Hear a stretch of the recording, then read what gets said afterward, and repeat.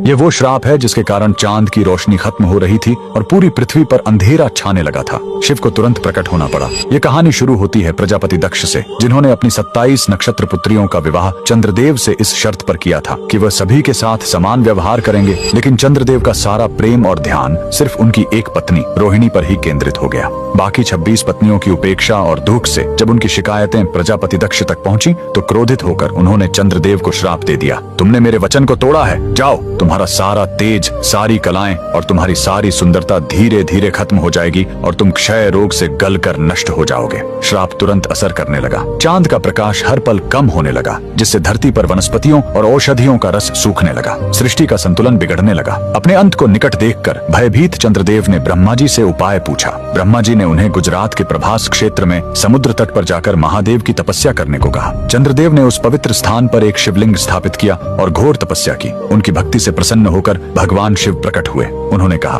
मैं दक्ष के श्राप को पूरी तरह खत्म तो नहीं कर सकता, लेकिन उसका प्रभाव कम कर सकता हूँ। शिव ने वरदान दिया, तुम कृष्ण पक्ष में 15 दिन क्षीण होगे, लेकिन शुक्ल पक्ष में 15 दिन फिर से पूर्ण हो जाओगे। उन्होंने चंद्र को अपने मस्तक पर धारण कर लिया और चंद्रशेखर कहलाए। और जिस ज्योतिर्लिंग की चंद्र ने पूजा की थी वो सोमनाथ, सोम यानी चंद्र के नाथ के नाम से प्रसिद्ध हुआ। और यही सोमनाथ मंदिर भारत का पहला ज्योतिर्लिंग आज भी गुजरात के वेरावल में उसी समुद्र तट पर शान से खड़ा है, जहाँ चंद्रदेव ने श्राप से मुक्ति पाई थी। लेकिन रुकिए, इस मंदिर का एक और रहस्य है। यहाँ मौजूद बाण स्तंभ यह बताता है कि यहाँ से लेकर दक्षिणी ध्रुव तक समुद्र के रास्ते में कोई जमीन नहीं है। भगवान शिव के भक्त कमेंट में हर हर महादेव जरूर लिखें।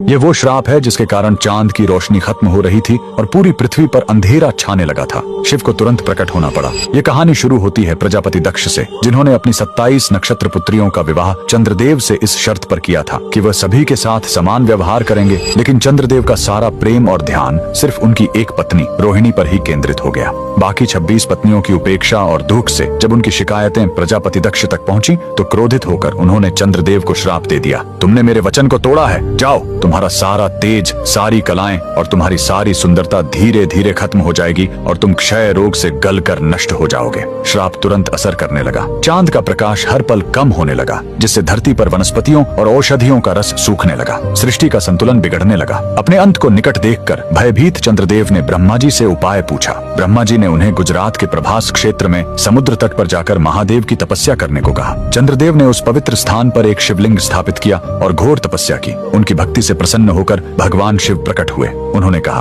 मैं दक्ष के श्राप को पूरी तरह खत्म तो नहीं कर सकता, लेकिन उसका प्रभाव कम कर सकता हूँ। शिव ने वरदान दिया, तुम कृष्ण पक्ष में 15 दिन क्षीण होगे, लेकिन शुक्ल पक्ष में 15 दिन फिर से पूर्ण हो जाओगे। उन्होंने चंद्र को अपने मस्तक पर धारण कर लिया और चंद्रशेखर कहलाए। और जिस ज्योतिर्लिंग की चंद्र ने पूजा की थी वो सोमनाथ, सोम यानी चंद्र के नाथ के नाम से प्रसिद्ध हुआ। और यही सोमनाथ मंदिर भारत का पहला ज्योतिर्लिंग आज भी गुजरात के वेरावल में उसी समुद्र तट पर शान से खड़ा है, जहाँ चंद्रदेव ने श्राप से मुक्ति पाई थी। लेकिन रुकिए, इस मंदिर का एक और रहस्य है। यहाँ मौजूद बाण स्तंभ यह बताता है कि यहाँ से लेकर दक्षिणी ध्रुव तक समुद्र के रास्ते में कोई जमीन नहीं है। भगवान शिव के भक्त कमेंट में हर हर महादेव जरूर लिखें। ये वो